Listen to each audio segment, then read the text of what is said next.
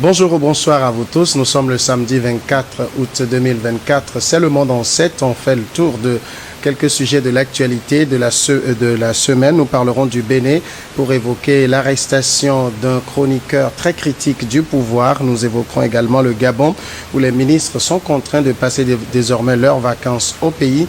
Ensuite, on parlera du Togo qui a un nouveau gouvernement, un gouvernement de 35 ministres. Nous tirerons les leçons de ce nouveau gouvernement et c'est dans cette nouvelle équipe qui s'est ouverte à l'opposition. La présence de membres de l'ANC fait débat dans l'équipe. Trois invités avec moi pour évoquer ces sujets. D'abord, Zana Sadio Hechou, qui est analyste politique. Bonsoir, Zana. Bonsoir, Samuel, et bonsoir, coach. Et bonsoir à tout le monde qui nous suit partout ailleurs, ici au Togo et dans le monde. Et merci d'être notre invité. Face à vous, nous avons Akleso Esso, qui est coach et consultant en communication. Bonsoir, Akleso. Bonsoir, Samuel. Bonsoir, Sana. Bonsoir à tous les auditeurs, plutôt les téléspectateurs de Niwa et à tous ceux qui aiment voir tout ce que le Togo fait de bien. Merci à vous aussi d'être notre invité. Troisième invité, Marcel Agbessinou. Marcel Agbessinou est journaliste. Il est également juriste. Bonsoir, Marcel. Bonsoir, Sam, et bonsoir à la diaspora togolaise. Bonsoir également à la population de Yoto qui célèbre actuellement même la fête traditionnelle de Robezan pour honorer la mémoire de nos aïeux et pour redonner, quel que soit un peu, donner la valeur de la culture africaine. Merci à vous d'être notre invité. J'avoue qu'il y a maintenant tellement de fêtes traditionnelles que moi je me perds dans le décor. En tout cas, bonne fête à tous ceux qui célèbrent la tradition africaine.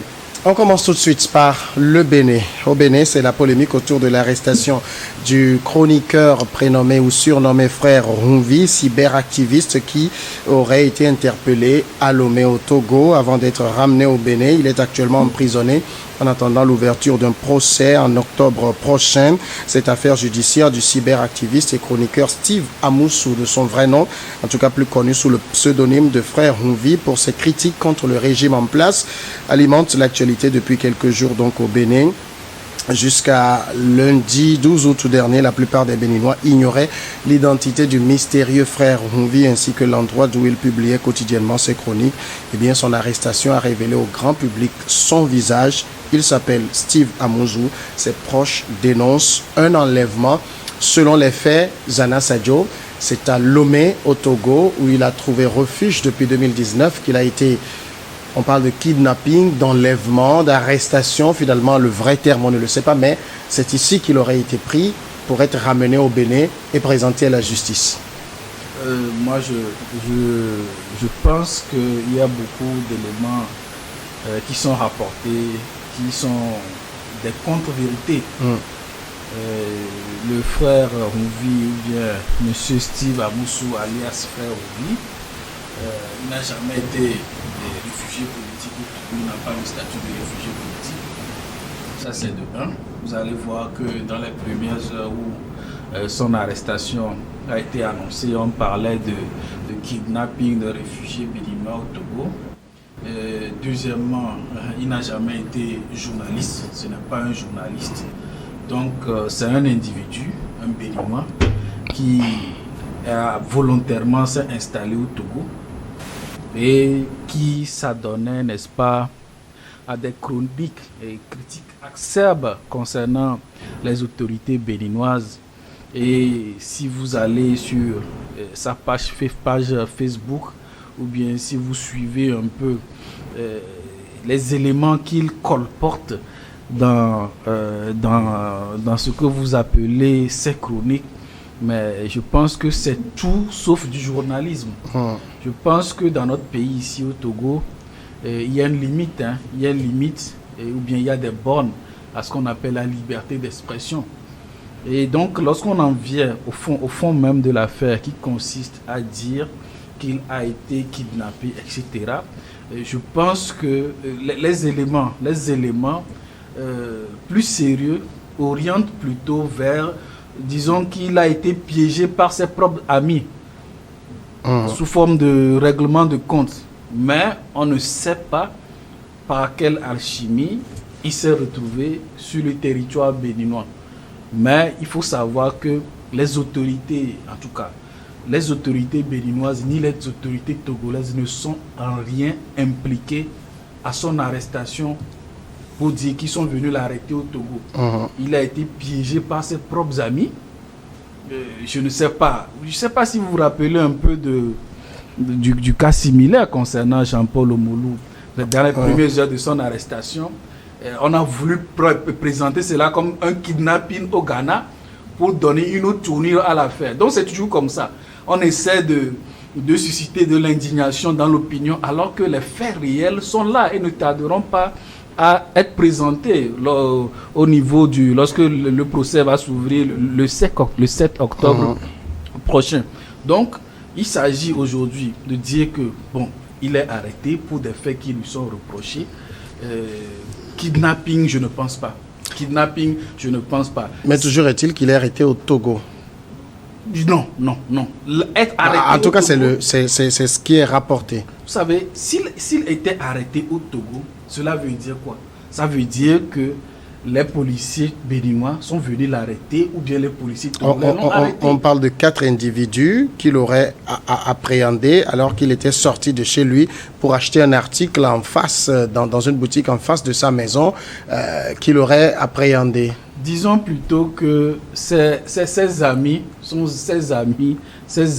peut-être l'ont trompé. On lui a dit peut-être allons faire un tour au Bénin, faire si. Tout est possible.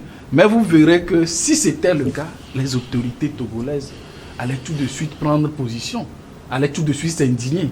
Est-ce que vous avez une seule fois entendu les autorités togolaises se prononcer sur cette affaire?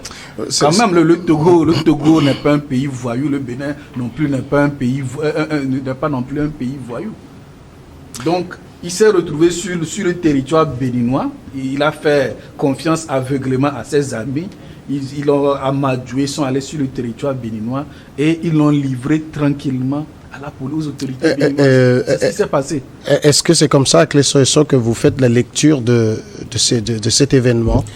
On peut faire cette lecture à plusieurs niveaux sans porter préjudice à ce que Sana a dit. Parce que je me rappelle précisément du cas de Omolou. On avait dit au début qu'on est allé au Ghana pour le kidnapper. C'est par après qu'on a vu Abbas Kaboua qui est venu pour dire qu'en réalité il était venu chez une femme à Yanawe. Voilà. Et que c'est dans les jambes à l'air qu'il a oublié de quitter à 4 heures.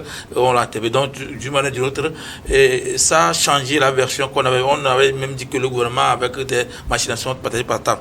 Donc, dessus, ceci, je pense qu'il y a une loi en 2020, décembre 2022 au Bénin, qui a statué sur le statut de réfugié béninois au Togo. Il y a au Bénin plutôt, il y a une loi également au Togo qui donne comment quelqu'un peut avoir le statut de réfugié au Togo en 2016. Mais dans les deux cas, notre ami, rien ne prouve réellement qu'il est réfugié parce que même dans le cas où il y a des coopérations judiciaires entre les deux pays, les policiers béninois ne peuvent pas venir au Togo pour appréhender quelqu'un, quel que soit le crime que la personne ait commis. Seulement qu'on vient et c'est la police togolaise qui attrape ou qui apprend la personne et remet la personne à la police béninoise. Ça doit être comme ça. Mais ce que les gens nous disent, c'est comme si la justice togolaise ou les forces de l'ordre au Togo sont laissées faire et quelqu'un vient, une force du Bénin et vient et apprend comme ça. Ça peut jamais se passer comme ça. C'est que si on avait dit que les policiers togolais ont appréhendé notre ami et remettre à la police béninoise, je pouvais croire à cela. Maintenant, quand vous entendez son avocat, disons ce partenaire d'avocat là, il y a l'autre qui dit même que ce n'est pas lui, Honvi, que on se serait trompé de personne, parce que lui n'est qu'un auditeur du frère Honvi, et que ce n'est pas. Donc ça voudrait dire qu'il y a tout un camouflage autour de cette personne, parce que moi je suis allé, et c'est celui que j'ai eu sur la photo que sur le réseau TikTok, c'est la personne là que j'ai vue. Maintenant le cas où je dis que je rejoins Sania, c'est que c'est vrai qu'il n'est pas journaliste, mais c'est un chroniqueur. Et aux États-Unis actuellement, les réseaux sociaux sont considérés comme presque le journalisme, s'il ne faut pas aller comme, parce qu'on dit la communication. Maintenant, si je le prends comme communication, quoi que tu dises, si tu dérapes, c'est qu'il y a les punitions, la loi aussi. Personne n'est exempté parce que il a fait des critiques à serre, même aller jusqu'à vitupérer, invectiver. Il a traité le milieu de la communication béninois de sanguinaire, les propos qu'on ne devait normalement pas dire. Donc, moi, je me dis que ça ne doit pas faire de remous entre le Togo et le Bénin, étant donné que aucune preuve venant de ces avocats ne montre qu'il a été appréhendé avec photo à l'appui, parce qu'aujourd'hui, tu ne peux plus aller à la justice, dire n'importe quoi sans apporter des preuves. Donc, si on me dit qu'on l'a arrêté ici, moi je ne crois pas trop, parce que il y a un énarque juge qui a dit qu'on l'avait même interpellé et le mois dernier, on lui avait donné des injonctions pour se présenter à la justice. Ça veut dire que déjà il est poursuivi. Et comme je dis, les deux lois dont j'ai parlé, et quand vous avez, il dit que toute personne qui viole le droit commun ne peut pas avoir ni de révision politique sur le territoire bénin, ni sur le droit de l'homme. Ça veut dire que je suis d'accord avec Sanya qu'il n'est pas un réfugié. Maintenant, est-ce qu'on pouvait l'arrêter comme ça? Il faut voir le déroulement de pouvoir. Quelles sont les preuves que ces avocats vont donner? Sinon, ce que moi, je comprends finalement, c'est comme si on a voulu, l'opposition a voulu polémiquer ou donner un engouement par rapport à la question de la personne pour régler leur compte politique. De toute façon, l'affaire autour de lui devient presque une affaire d'État aujourd'hui. Marcel Agbessinou, pour vous, est-ce que, au-delà des conditions dans lesquelles cette personne a été arrêtée, au Togo ou pas, est-ce qu'il s'agit d'un opposant de plus à Patrice Talon qui est persécuté? Vous savez, bon, tous azimuts autour de l'arrestation de frère Hunvi, qui s'est baptisé biologiquement à l'état civil à Moussou, alias. Il a été arrêté. Nous allons nous courir derrière les faits. Il s'est arrêté à Lomé ici, dans les environs d'Adjido Gomé, à 22h lorsqu'il s'est pointé dans une boutique pour acheter de l'huile pour préparer quelque chose et avaler. C'est ce que nous avons lu dans les communiqués des autorités béninoises, bon, côté de l'avocat, que ce soit ses amis. Si je voudrais revenir à la personne elle-même, vous savez que depuis que le président Patrice Talon est venu au pouvoir, banalement, il me semble c'est 2016. Et 2016, là, il y a des grands ténors qui l'ont amené au pouvoir, en l'occurrence Sébastien Ajavon. Sébastien Ajavon, avec son bras droit qui joue la communication d'alors de Sébastien Ajavon, c'est frère Hunvi. Donc, frère Hunvi, étant donné que Sébastien Ajavon a été exilé par le pouvoir en place, le pouvoir incarné par Patrice Talon, le jeune homme chroniqueur alias Amoussou, que les Béninois appellent frère Hunvi, lui aussi a eu des difficultés avec le pouvoir en place, parce que son mentor a été exilé et c'est lui qui a assuré la communication pour lui à l'époque. Et donc lui aussi il est vu de mauvais œil par le pouvoir de Talon. Donc qu'est-ce qu'il faut faire? C'est bon, ses écrits dérangent le régime en place, ses sorties médiatiques, etc. dérangent le pouvoir en place avec ses ministres. Donc 2019, il s'est retrouvé à Lomé sous forme d'exilé et politique. Mais nous n'avons pas eu l'information selon laquelle soit lui on l'a décerné un mandat d'arrêt international contre lui, ou bien il a commis tel acte, ou bien les actes pénaux ou pas, ou bien l'infraction pénale ou pas. Mais bon, d'un coup, il a été arrêté à Lomé. Et selon le résumé de son avocat et de l'homme d'affaires Rodriguez Matin, ils ont dit que l'information ou bien les chefs d'accusation faisant l'objet de son arrestation, allant vers la diffamation du chef de l'État, Patrice Talon, apologie du crime, tout. Donc, l'infraction, il y a des métissages d'infractions qui sont cumulées à son encontre. Mais ce que je voudrais dire, Patrice Talon, avant son avènement au pouvoir, c'est un opposant. Un opposant ferme à Yahi Boni. Maintenant, tu es venu au pouvoir, vous êtes au pouvoir, vous refusez à la presse de respirer. Vous refusez à l'opposition là en question, vous limitez l'espace politique béninois, vous limitez l'espace politique médiatique. Et vous voulez gouverner, je t'ai dit que laissez-moi, silence radio, silence cimetière, je veux gouverner. Vous voyez les autorités françaises, ce qui me plaît chez eux, vous voyez l'espace politique français. Il y a tant de médias. On critique à longueur de la journée même. On risque même de souffleter les présidents, c'est-à-dire de les gifler là-bas en France. Mais on n'arrête personne. Le président continue toujours son bain de foule pour au moins continuer ce qu'il va faire. Mais chez nous en Afrique, et surtout notre ami Talon, il ne décollait pas, il ne digère pas les critiques positives ou négatives, je ne sais pas, constructives, tout ça là. Lui, il écarte tout et arrête. Les mois derniers, ou bien l'année dernière, vous avez vu, il a arrêté bon nombre de journalistes qui se sont présentés devant les parquetiers. C'est un peu compliqué. Si nous voulons gouverner, il faut écouter aussi la masse. Et les journalistes sont dans la masse. Le chroniqueur, c'est pratiquement un journaliste. Ce n'est pas quelqu'un qui est venu à S-Nilo pour écrire parce qu'il faut écrire. Ce que dit Marcel Aguessinou, quelque part, ce n'est pas non plus faux parce que quand on regarde le pouvoir de Patrice Talon ces dernières années, on peut dire que ce n'est pas quelqu'un qui porte beaucoup les critiques dans son cœur. Non, M. Samuel, je ne suis pas d'accord avec vous. Il y a une différence entre la liberté d'expression et qui a ses limites et ce qu'on appelle des invectives, ce qu'on appelle de la diffamation. De toute façon, peut-être c'est vous qui êtes en train de dire que c'est le frère Mouvi qui a été arrêté, mais vous remarquerez que son avocat lui dit que ce n'est pas lui. Son avocat dit que ce n'est pas lui. Vous savez, ça peut être aussi une ligne de défense. C'est tout à fait une ligne de défense, ouais. Mais nous ne sommes pas dupes. Comment l'affaire a été portée à l'opinion?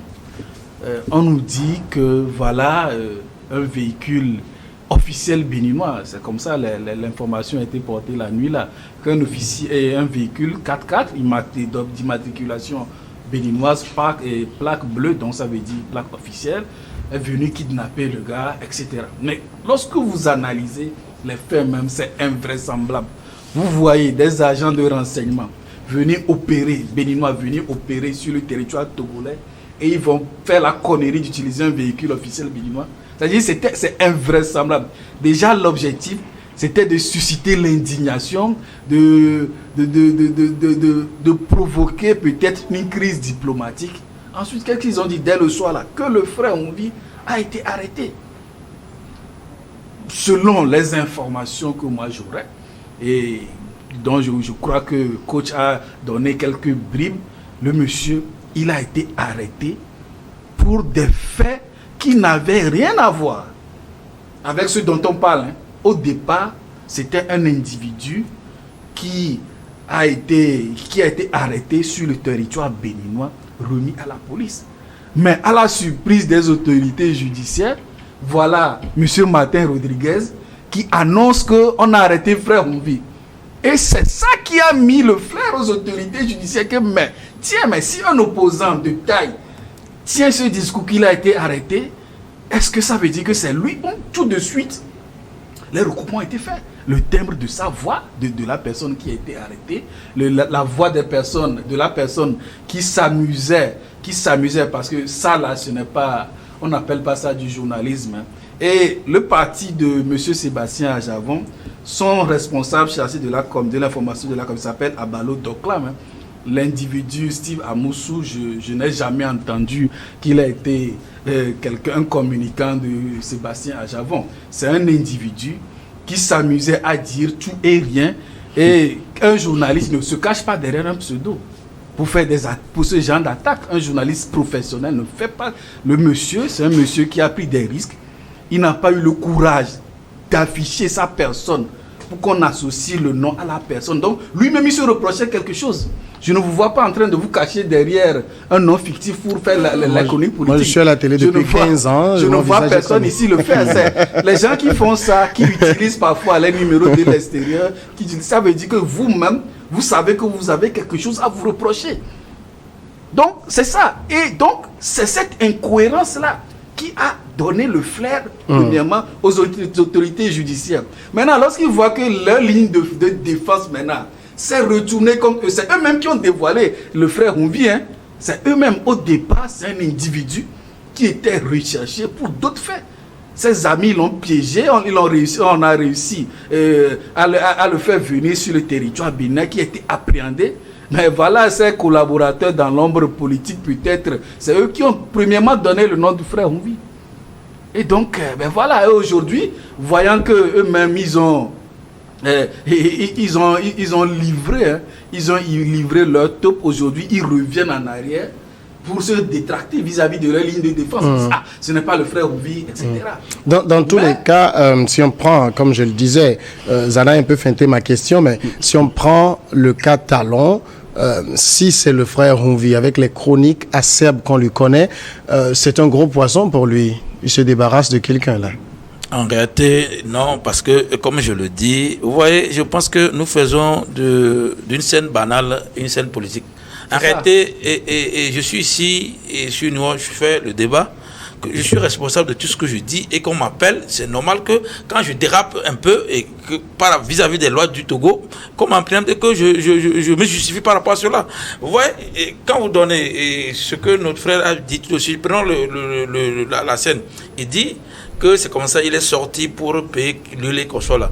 Vous voyez quelqu'un qui a ce parterre d'avocats, c'est-à-dire que Aboubakar, quand tu vois les trois avocats sont des avocats de renom, et cette personne n'a pas lui dans sa maison, tout ça la manque de sa maison, et il sort pour aller en acheter. C'est que je trouve qu'il y a un petit souci. Donc, ils ont renchéri les choses. Moi, je l'ai déjà dit, Talon, au début, ce qu'il a fait, j'ai condamné ça plusieurs fois ici, mais il ne s'agit pas de la politique de Talon ici, et le gars dont nous parlons, c'est quelqu'un qui a commis des fautes de droit commun.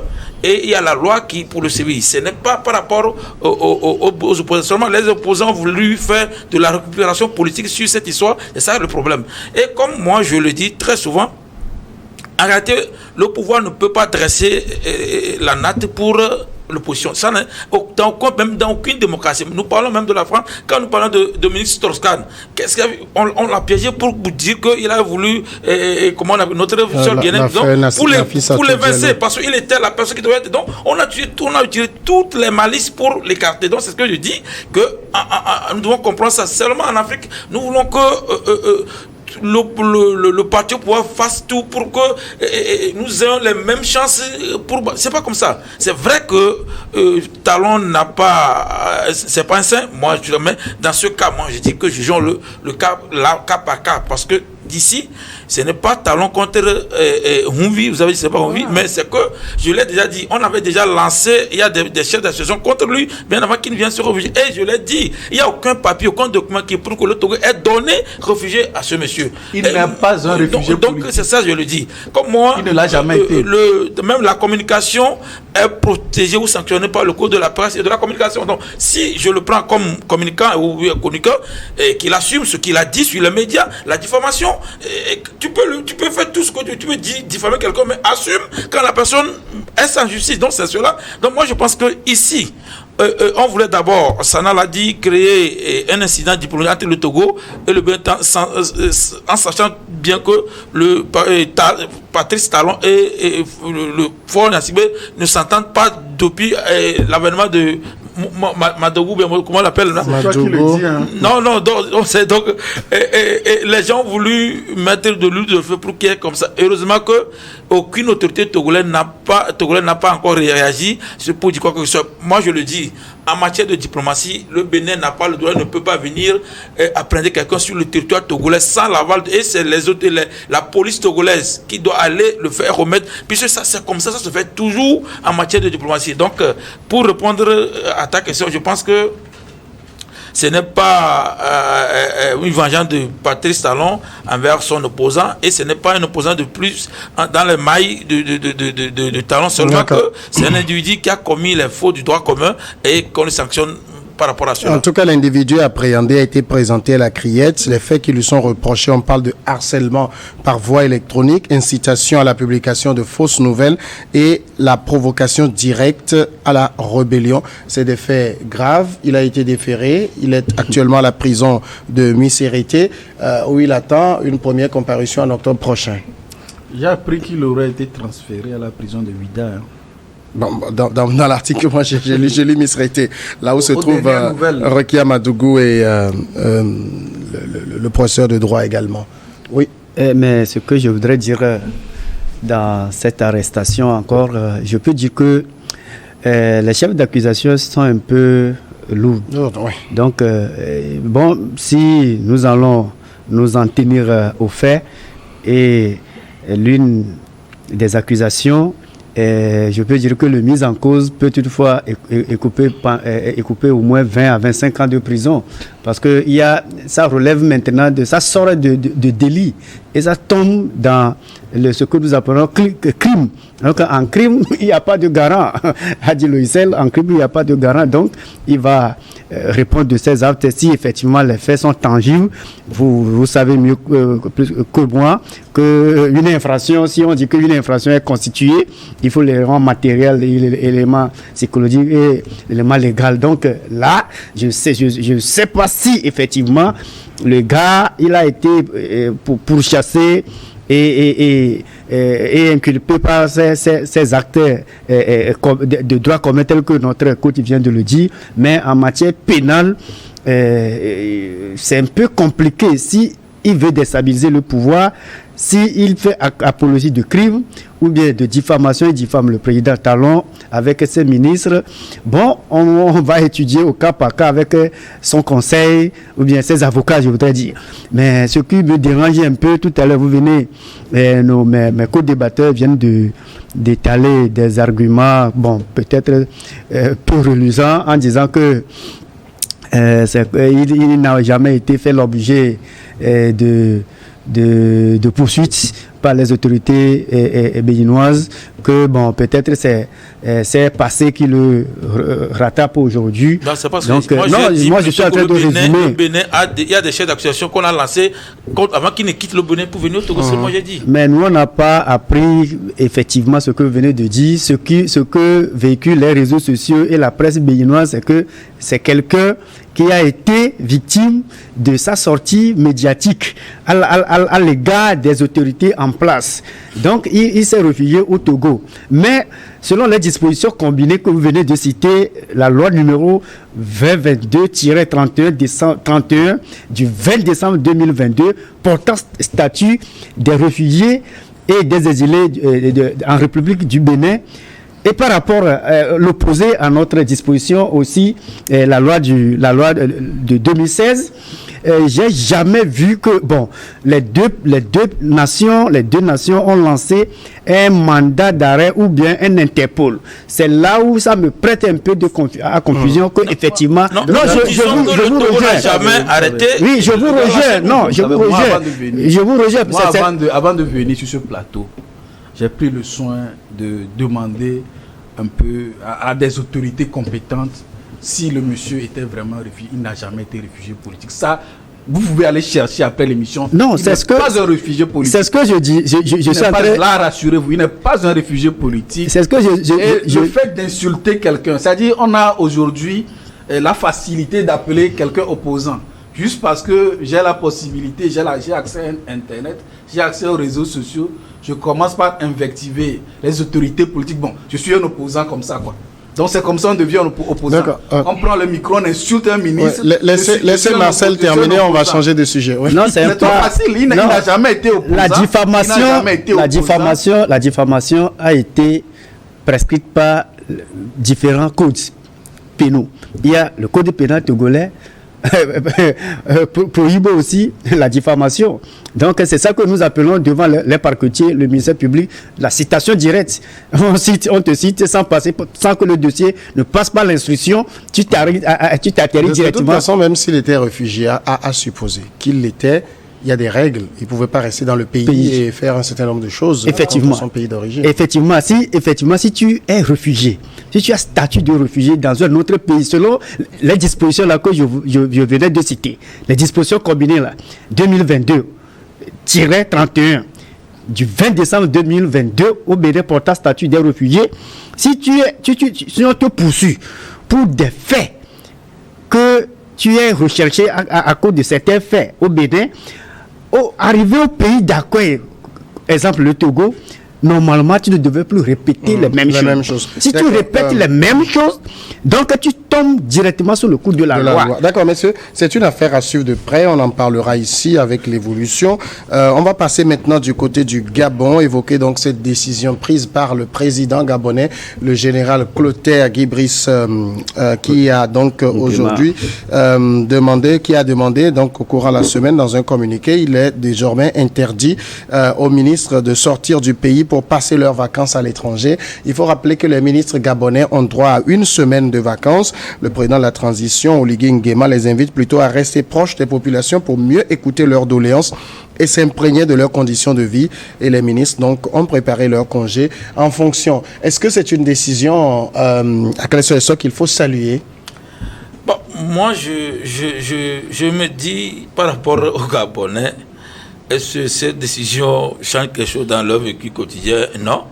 Mais ce que le président a voulu faire, peut-être, c'est que les Gabonais s'imprègnent de la vie de la population de base. Parce que moi, je n'ai pas un président qui l'a fait chez nous. Un des ministres qui est de mon village, dont je vais taire le nom ici, ils ont eu à faire un projet où on dit que toute personne qui aura à faire un voyage vers le nord doit passer le week-end dans nos villages pour permettre à ce que ça fasse. Donc, je suppose que c'est dans cette idée. Et je ne pense pas que c'est une opération de communication dans laquelle il a fait. Mais moi, je suis intrigué. Souvent, on a tendance à penser que tous ceux qui sont ministres ou ceux qui sont les directeurs des consoles, ce sont des enfants qu'il faut dicter la conduite. Moi, c'est ça mon problème. Que quelqu'un ne veut pas aller dans son village, je pense que ça ne regarde qu'à lui. Il faudrait qu'on ne peut pas des fois dire que les Blancs sont organisés. Au même moment, quand on veut s'organiser, dire cela. Vous allez voir aujourd'hui, M. Samuel, quand vous voyez, par exemple, la Grande-Bretagne, ou pour ne pas dire l'Angleterre, vous allez voir même le Premier ministre n'est pas anglais. Et il est d'origine pakistanaise. Vous allez voir, il y a des ministres qui sont d'origine indienne. Mais si la même chose sur le président d'Afrique, on dit que les autres sont venus pour nous voler tant. Parce que, arrêtez, c'est pas comme ça. Donc, moi, j'aurais voulu que le président, là, annonce de grands chantiers de développement du Gabon et pour que, dessus, ce que les autres, parce que vous allez voir souvent, qu'est-ce que ces nouveaux présidents africains viennent, ils choisissent les gens manipulés ou on dit que tel nombre de gens disent que c'est la commencation et ils essaient de satisfaire la population en faisant ce genre de choses. Donc, dans cette ordre d'idée, moi, je ne suis pas d'accord. Mais si c'est pour que les Gabonais ou les Gabonais et les Gabonaises puissent s'imprégner du quotidien de leur population, alors je suis d'accord, mais ce n'est pas une baguette magique, ce n'est pas quelque chose qu'il a fait d'extraordinaire à applaudir comme ça. Je trouve que moi j'attends, depuis que le gars est venu, j'attends qu'il annonce des grands chantiers de développement, que ces genres de propositions qui n'est que pour moi la poudre à l'oreille. Est-ce qu'il y a un aspect innovant dans ce genre de décision? Bon, moi, je crains que ce ne soit un coup de com', parce que une chose est de rester au pays pour connaître les réalités, prétendre connaître les réalités. Autre chose est de prendre des décisions qui vont dans le sens de l'amélioration du cadre de vie. Et je ne pense pas que c'est le fait pour des Gabonais de ne pas voyager, des ministres gabonais de ne pas voyager hors du Gabon qui va changer quoi que ce soit. Lorsque vous avez un programme politique bien défini, je crois que on n'a pas besoin d'aller jusque-là. Je crains, comme je l'ai dit, que ce soit un coup de com' pour essayer de plaire à une opinion peut-être peu avertie et qui a besoin de ces annonces-là pour les exciter, pour faire monter la cote du président. En tout cas, il a atteint son objectif puisque vous avez retenu ça comme sujet. Mais nous savons que, bon, qu'est-ce que ça va changer en soi? Et si vous avez une politique, ou bien, comme on l'aime, une feuille de route gouvernementale qui est déclinée en département, en portefeuille, et que chaque ministre, chaque responsable de département, il met en œuvre cette politique, où se trouve alors le problème? Est-ce qu'il va nous dire que la mission qu'il a confiée à ses ministres ne tient pas compte de la réalité des Gabonais jusqu'au point où il faille que ces ministres restent au moins une semaine pour connaître ça? Donc vous voyez un peu l'incohérence. Je pense que c'était juste pour faire monter sa cote. Et vous savez, les chefs d'État qui sont venus au pouvoir un peu par les moyens peu orthodoxes que nous connaissons tous, ils aiment beaucoup jouer sur cette fibre-là. Il y a le ministre, par exemple, le général Maurice Ntosui, qui est ministre gabonais des eaux et des forêts. Voici comment il résume ses vacances. Il dit, je suis en train de planifier, je compte faire un radeau, pêcher à partir de ce radeau, avoir du poisson et penser à comment je vais faire ce mets et le savourer au soir autour d'un feu.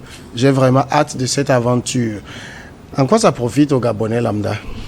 Non, si nous prenons même la décision faite par le gouvernement, c'est une décision salutaire et c'est une aubaine pour la population locale. Comment? La population locale d'en bénéficier d'abord, d'être au contact direct de leur gouvernant. Vous pensez que quand ils rentrent, ils ont un contact direct? J'en viens. Parce que vous savez, c'est-à-dire que la fête des campagnes électorales souvent est marquée par l'absence. Si la campagne termine, on ne voit plus les opposants ni la mouvance qui ont bravé les intempéries, les dispositifs pour venir dans les fermes reculées, les rameaux, etc. Votez pour nous. Nous allons vous faire nous allons faire telle chose. Mais après les jours électoraux, ils deviennent des denrées rares. Maintenant, conscients de la situation, eux, ils sont des nommés. Ils sont des nommés. Mais n'empêche qu'ils sont dénommés, donc on va leur donner de boulevard, de navrés, d'aller de l'extérieur pour faire leur vie. Non, il faut recadrer nos ministres. Il faut recadrer, il faut revoir la gouvernance. Nos mamans, nos frères, nos soeurs, ils végètent dans la misère. Ils végètent dans la souffrance, dans le chômage. Oui, pourtant, la présence du ministre va changer cette réalité. Pourtant, les ministres, ces ministres, ils volatillent d'avion en avion pour l'extérieur, pour se rafraîchir dans des hôtels de luxe, à Luxembourg, en Belgique, et même dans leur propre ferme. Tu es ministre, tu n'arrives même pas à octroyer quelque chose de lumière ou bien de lampadaire dans ta ferme. Est-ce que ce sont maintenant que le président Oligui Nguema a décidé ainsi que ces ministres n'ont qu'à aller en contact direct avec la population de base pour s'imprégner de ce qui se passe. Peut-être il y a certaines populations ou bien certaines localités, ils n'ont même pas d'adduction d'eau potable. C'est l'occasion, c'est une aubaine pour le ministre en question, au lieu d'aller à l'extérieur du pays, comme Hong Kong, Tokyo. C'est mieux d'aller et creuser ou bien donner quelques petites chances à la population, là, aux dames, de goûter au moins d'eau potable. La vacance même, c'est très courte, c'est une semaine. Une semaine de vacances, c'est juste le président en train de dire que allez connaître les réalités du terrain, même si vous n'en avez pas la capacité pour les sauver, allez connaître la réalité du terrain et voir. C'est pas non plus une réalité inconnue d'eux, ils viennent de ces milieux. Il y a certains qui sont cooptés de l'extérieur pour venir être ministres. Ils sont nés là-bas, par exemple, moi je vous donne. Il y a des exemples. Le ministre de la Santé, par exemple, le ministre gabonais de la Santé, santé, Adrien Mungougou. Il dit, je voudrais bien aller à la pêche, je voudrais bien aller à la chasse, comme je l'ai toujours fait dans ma petite enfance. Non, il y a des... Vous avez un monsieur qui, c'est un fermier, il vient de sa ferme, il retourne pour aller à la pêche. C'est un programme de vacances. Effectivement. En quoi ça contribue, moi je sais pas. Vous savez, il y a certains ministres, même chez nous ici au Togo, il y a certains ministres qui sont nés, localement, ils sont nés. C'est-à-dire qu'ils sont nés dans la ferme, ils vont toujours dans la ferme, ils n'en vivent rien de l'extérieur, l'Europe. Mais il y a des ministres comme ça. Je peux donner l'exemple de nos aînés, nos cadres du Nord, de Koza, etc. Ils aiment la chasse. Mais il y a certains ministres parmi eux, ils sont descendus de Sorbonne, ils ne connaissent rien de la réalité du terrain, de la réalité locale. Donc ces gens-là, c'est l'occasion pour eux aussi d'aller en contact avec la population. Mais le programme qu'on voit ces ministres dressés, à quelle situation, c'est juste un programme de vacances, pêcher et autres. Et je l'ai déjà dit, Samuel, c'est que cela ne prouve rien à la population parce que c'est pas ça. Et en plus, le gouvernement, je pense que le président ne connaît pas les règles de l'administration. Le ministre a un programme chargé aussi. Si mon ami parle par exemple de voyage à l'extérieur, si c'est prévu dans son calendrier d'aller dégoter les contrats à Luxembourg, il est obligé d'aller à Luxembourg. Si c'est prévu d'aller plutôt c'est le ministre et les cadres d'emploi doivent aller pour avoir les contrats ou les juges, tout cela pour amener les choses dans leur pays. Quand il dit, j'ai aussi des blocages, c'est comme si mon ami n'a jamais assisté à une fête traditionnelle au nord. Sinon, quand il y a la fête traditionnelle chez nous, presque nos cadres reviennent voir. Quand il parle de Vala, pas de Singar en décembre. Nous, par exemple, moi, dans la Bina, presque tous les cadres, ils viennent à la fête. Donc, ils viennent, peu importe là où il est né, que ce soit simplement, ils viennent autour de lui-même, il vient de parler. On ne parle pas de la fête traditionnelle, on parle d'aller au contact de la population. Il y a une différence entre la fête et aller au contact. Nous, chez nous, quand il y a cette fête, à partir de jeudi, pas personnaliser le débat.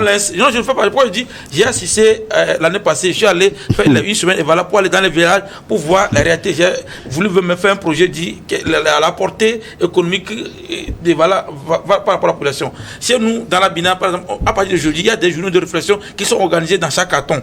Le problème, ce n'est pas, ça n'a rien à voir. Ce n'est pas parce que les gens ne viennent pas. Donc, toujours il y a ces où on arrive à comprendre quel est le problème de ce jeu. Il a dit ne pas personnel parce que il y a même une école à difficulté l'année, je suis pas chez nous.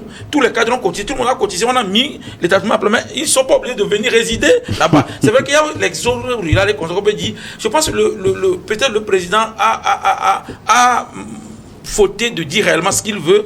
Enfin, si c'est les vacances, prenons ce que le ministre a dit, qu'il aille à la pêche. Moi, je pense que c'est la vie des Blancs, il est en train de mener. Ça n'a rien à voir avec la population. Mais ce que nous disons ici, il faudrait qu'il y ait des projets, les projets qui concernent la population. S'il me dit, par exemple, les 8 semaines là, on va faire ça dans le cadre de la population, parce que ça n'a rien à profiter de la population. Et en plus, les Gabonais, on connaît, du moins, moi j'ai des amis au Gabon, la vie des Gabonais, c'est comme si la vie des Blancs. Donc, moi, je ne peux pas dire que on va obliger les gens, mais on a qu'à plutôt inciter les projets dans ces villages. Quand il y a des projets qui vont dans ces villages, il y a des projets de rénovation, des projets de développement qui vont dans ces villages, c'est bon, mais ce n'est pas l'individu, parce que le ministre n'est pas un homme d'affaires. Donc c'est ça, le président se trompe quand même. Le président lui-même, il est rentré chez lui dans le Haut-Togoué.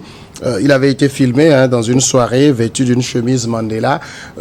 Finalement, est-ce que ce n'est pas aussi l'occasion pour ces messieurs de rentrer avec leur grosse 4x4 et de faire un peu le bling-bling au village? Moi, je pense que parfois nous exigeons des choses de nos gouvernants. Nous avons une mentalité qui consiste à dire voici tel problème, il n'y a pas d'eau dans mon village, donc si il y a un ministre de la localité qui est de la santé, il doit faire tout pour que l'eau vienne. Je pense qu'il ne faut pas qu'on se leurre. Le gouvernement, en tout cas, il y a des programmations, il y a une planification qui est faite.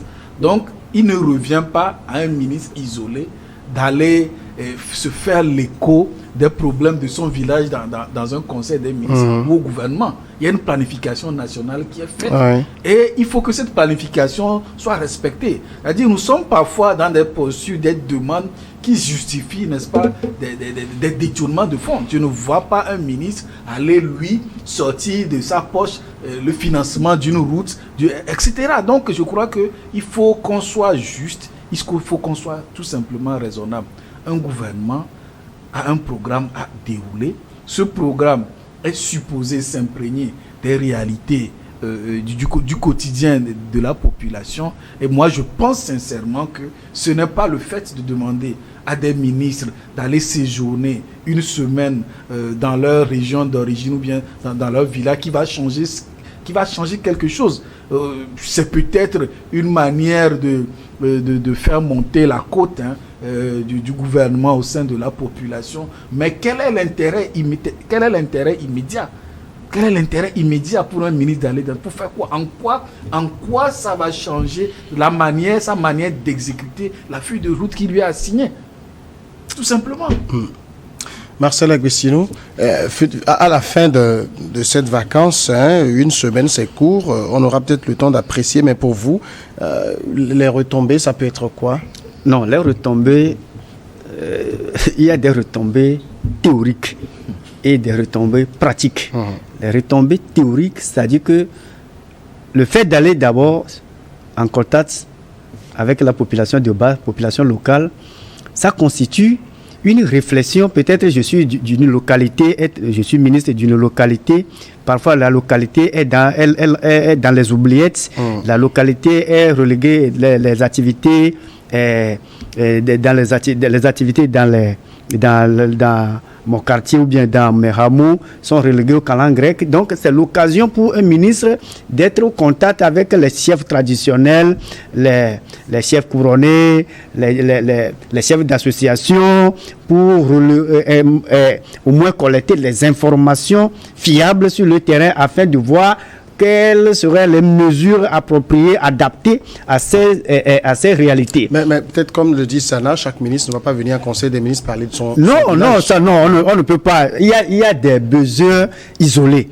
que peut-être un ministre peut toutefois faire sortir dans sa propre poche, fonds privé, pour au moins résoudre sans gêner l'activité gouvernementale en général.